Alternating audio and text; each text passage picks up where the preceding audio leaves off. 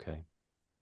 Um, Raise your hand again if you're considering voting for Vice President Harris. If that's still an option for you, raise your hand and keep them up, please. Keep them up. All right. So everybody but Daryl and Linda are considering it.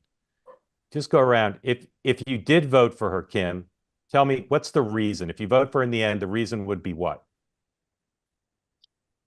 Um, that I don't want 4 more years of everyone pointing fingers at Trump.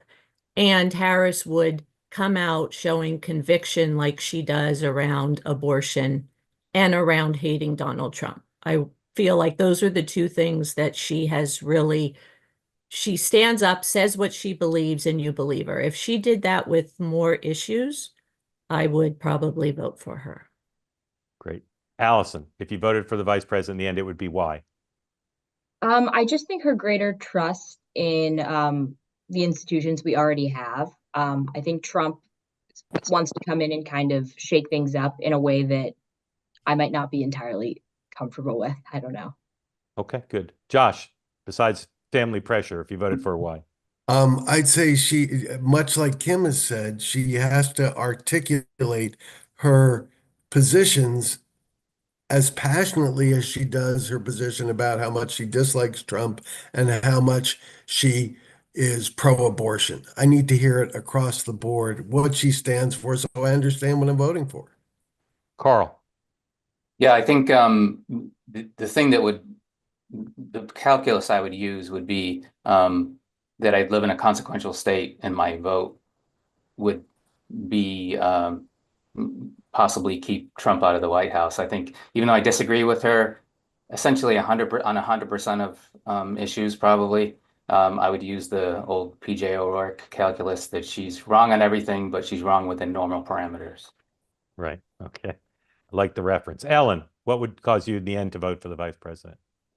I think if she are really articulated her precise positions on things. And I did want to go back to the last question because I think I worked in the arts my whole career, and that was going back 40 years. And you really couldn't say, like, the conservatives that I kind of knew because they were old friends of mine, they didn't dare speak up like in the art world about what they thought. And now, and I'm a lawyer, so I have a lot of business friends that are lawyers, and people back then, they could talk about anything, Democrat, Republican, there was open debate. And I think their entire society, every single area, families, doesn't matter. And it's very concerning that we can't talk anymore. And it's like everybody, each side's demonized. And so, and that to me is spilled over from the art world and academia. And you hear about it in Hollywood that, people have to hide because of their political views. Yeah. Carson, if you voted for her in the end, it would be why?